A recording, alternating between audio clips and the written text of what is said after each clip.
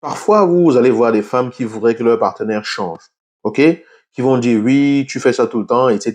Qui vont reprocher à leur partenaire de ne pas changer. Et parfois, on va avoir des partenaires qui vont faire des efforts pour changer, sauf que l'attitude qui va être en face ne va pas forcément encourager le partenaire à continuer de changer. Et c'est de ça qu'on va parler dans cette vidéo, parce que c'est un piège que beaucoup de personnes commettent parfois dans leur relation, et après elles s'étonnent que les choses ne s'améliorent pas, en tout cas, pas dans les proportions qu'elles auraient espérées. Bonjour les amis, j'espère que vous êtes en pleine forme, j'espère que vous allez bien. Je suis ravi de vous retrouver comme d'habitude. Je suis un ITM, je suis un semeur de pépites et de graines de conscience. Ça veut dire qu'ici, je vous dis pas la vérité absolue. Je ne la connais pas. Je sème simplement des graines et j'espère que ces graines trouveront un terrain favorable dans votre vie parce que vous pourrez les faire fructifier et elles deviendront de véritables pépites pour vous.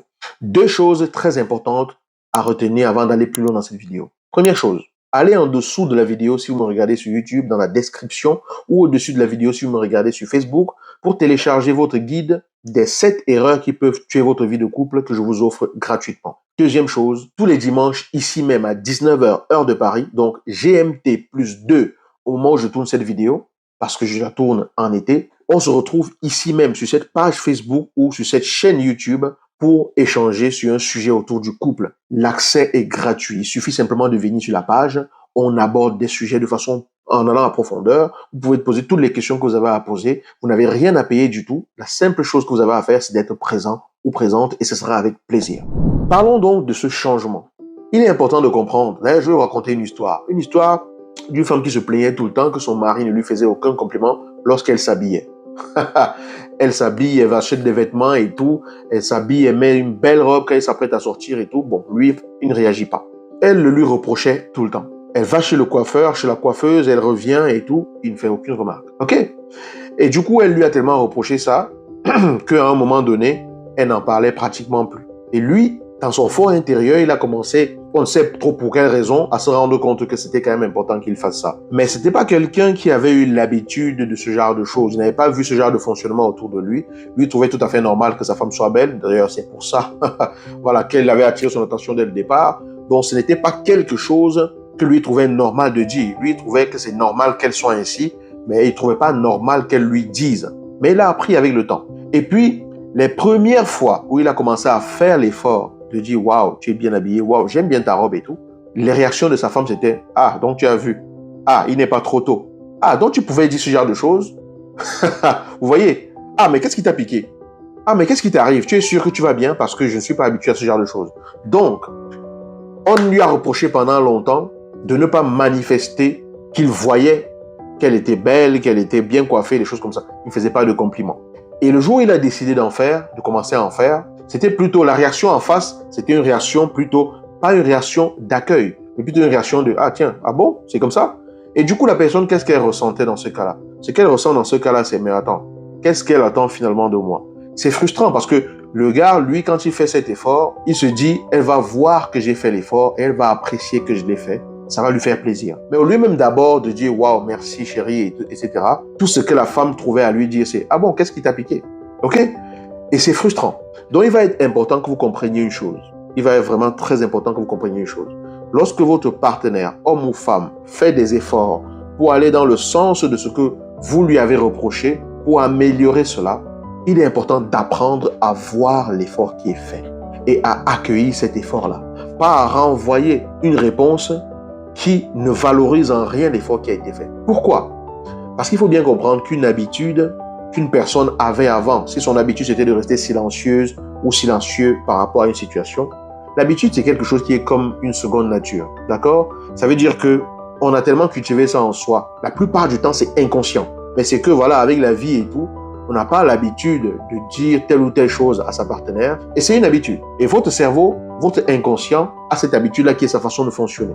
Et c'est bien comme ça, c'est tranquille. Le jour où la personne décide de faire des choses pour mettre en place de nouvelles habitudes, à l'intérieur d'elle-même, parfois, il peut y avoir un combat. Un combat, c'est une image que je prends. Donc, son inconscient pourrait lui dire, tu es sûr que tu veux faire ça? Parce que, franchement, c'est même pas sûr que, voilà, qu'elle va apprécier et tout.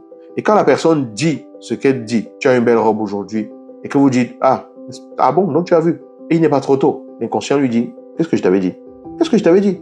Faisons comme on faisait avant. Tais-toi, ne dites plutôt rien parce qu'on sera tranquille comme ça. On sera tranquille comme ça. On va pas aller s'exposer à s'humilier. On va pas aller s'exposer à ce qu'on nous cloue le bec alors que, voilà, on voulait juste faire un effort. C'est une image que je prends pour que vous compreniez ce qui peut se passer dans la tête d'une personne à qui vous dites, vous avez reproché tant de choses et la personne fait des efforts pour changer, mais au lieu de voir les efforts qui sont en train d'être faits, vous n'accueillez pas ces efforts-là, mais vous lui renvoyez à la figure que vous vous souvenez qu'elle ne le faisait pas. Parce que quand on fait ça, ça veut dire quoi?